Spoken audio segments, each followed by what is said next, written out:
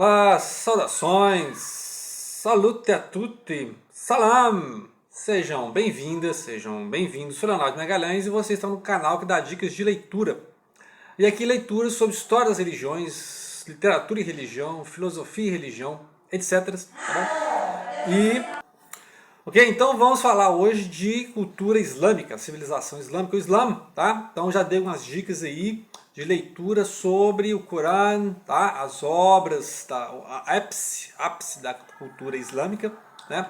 O pessoal fala muito de cultura islâmica, quem fala muito de Islã é desconhecimento, tá? Então eu também conhecia pouco. Nos últimos 2, 3 anos que eu tenho estudando em filosofia islâmica, cultura islâmica, mais sobre a religião, o Corão, né? Que é a recitação, ou o Corão, como é no Brasil. Mas eu vejo vários canais aí que ficam falando, né? Não conhece, vamos conhecer mais sobre sua cultura.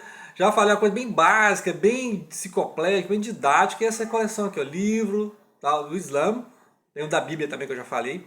Muito prático, muito simples, tá? Muito fartamente ilustrado, muito esquemático, é básico, não sabe nada de Islã, bem-vindo a esse livro aqui, tá? Se tem uma coisa básica de Islã, conhece uma coisa básica, beleza, então você vai achar que isso aqui também é repetitivo, tá? Não, mas isso aqui é para quem está começando, tá? É mais enciclopédico, não é um livro que você vai ler de capa a capa, mas tem informações, tá? Os povos, o pessoal confunde turco com persa, com árabe, é diferente, turco é uma coisa, árabe é outra, persa é outra.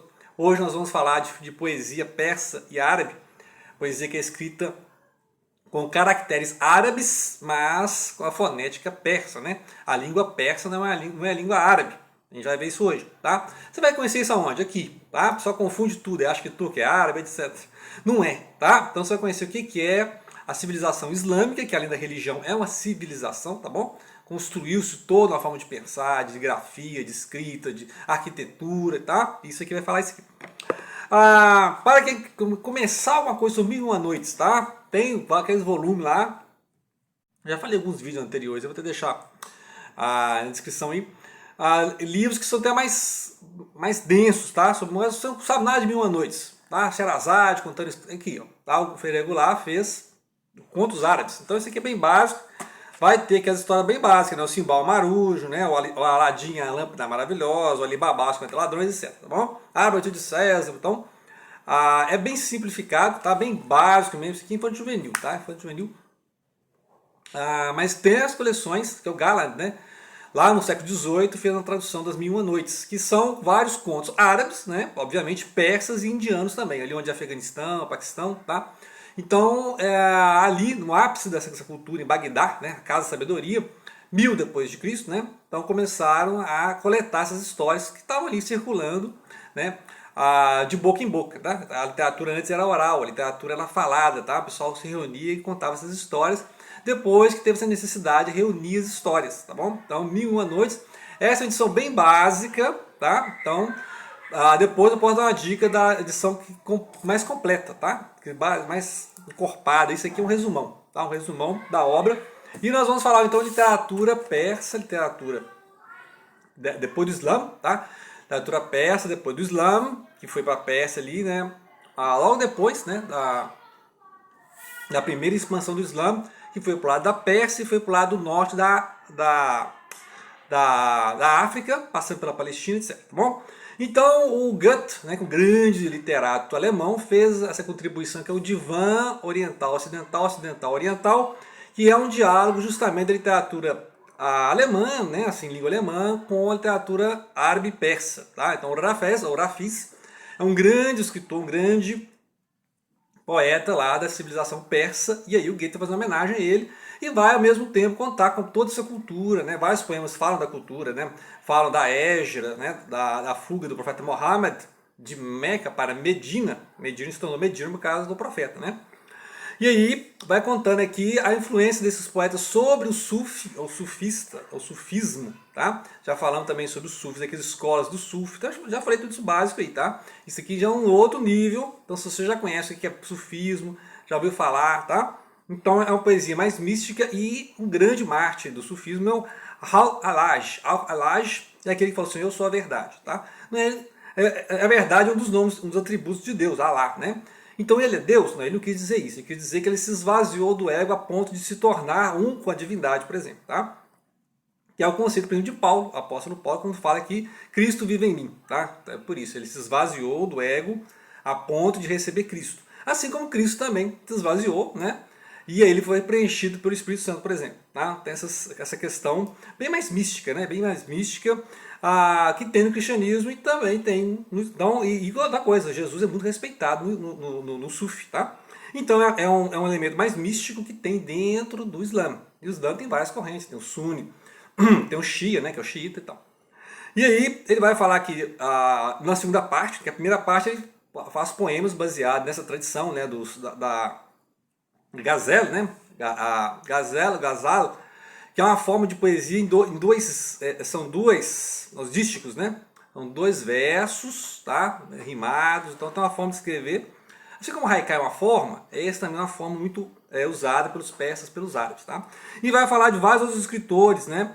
Exemplo, o Shahnameh é um épico ou livro dos reis, que é do Ferdus, né? Ferdus é tipo o Lusíadas, né? Para nós na língua portuguesa, para os persas essas histórias dos reis, tá? Os reis lá, o Shah é o rei, tá? Lá na Pérsia é o rei. Vai falar do Omar Khayyam, que também muito famoso, né? Foi traduzido aí para inglês e tal, né?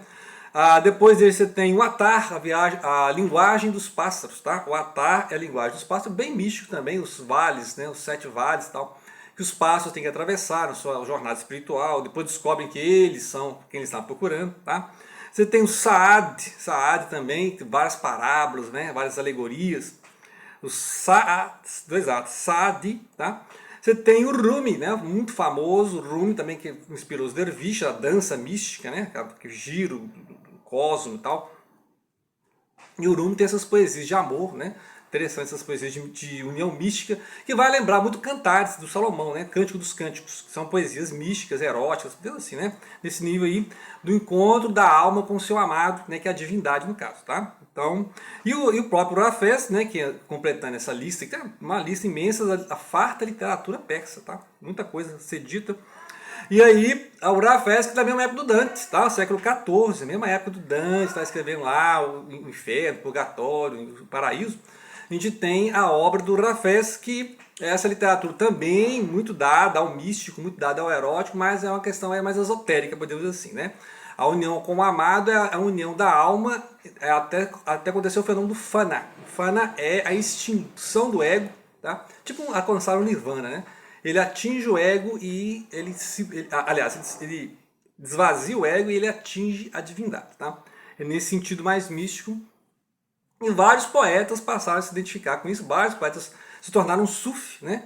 Graças a essa poesia mais mística do Rumi, que é muito famoso hoje em dia, tá? Se você vê na internet aí, tem vários canais dedicados, várias traduções que ele transcendeu a questão oriental. Então ele é um poeta oriental e ocidental ao mesmo tempo, tá? Então para terminar, né?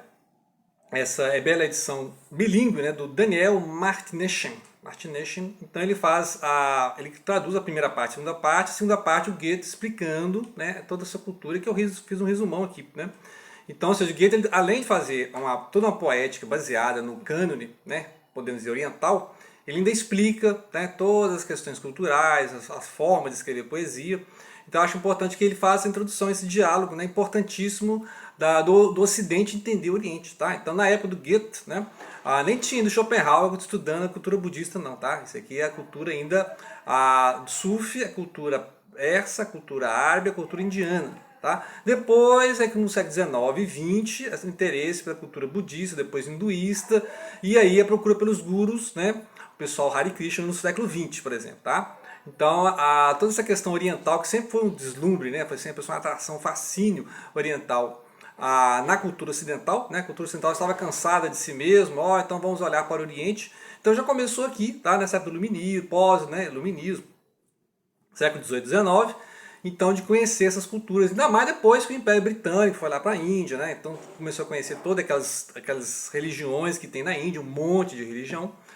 E o Império Persa, né, estava ali onde Afeganistão e Paquistão hoje. Então, ou seja, os persas estavam ali em trânsito junto com os indianos. Tá? E aí lembrar que por isso que os muçulmanos chegaram até a Índia. Então até hoje tem lá conflito. Por isso que o Paquistão separou da Índia, né? Então o Paquistão é a Índia muçulmana, justamente por essas questões religiosas. Tá? Então a questão religiosa de um povo para o outro. Tá? E aí lá na Índia ficaram os hindus, né, os jaivinistas, aos Sikhs e poucos budistas, né? Mesmo que o budismo tenha surgido na Índia, o budismo foi mais para a China, né? O Tibete, e para a Coreia e para o Japão. Tá? Então é interessante isso aí. E o Goethe é aquele que propôs uma literatura mundial, né? Então ele sempre propunha isso de uma literatura que pudesse conversar com todas as tradições. Tá? Então podemos dizer que o Goethe é um verdadeiro espírito literato cosmopolita, né? Ele tinha esse interesse de conhecer não só a cultura europeia, né? Que ele andava por várias coisas ali, a vários lugares, né? O Shakespeare, um dos responsáveis por trazer o Shakespeare de novo, né? Lembrar que naquela época lá o teatro francês do século XVII era mais conhecido, né? Molière, etc. Mas o Shakespeare estava meio engavetado, né? Depois com o Sturm und Drang é que o Shakespeare voltou à baila, né? O pessoal voltou a falar do Shakespeare, né? Então é interessante isso aí. Para conhecer a contribuição do Goethe para o Divan, né? O Divan é a coletânea de poemas, né? Do Ocidente e do Oriente. Ok? É isso aí. Obrigado pela atenção. Não deixem de partir.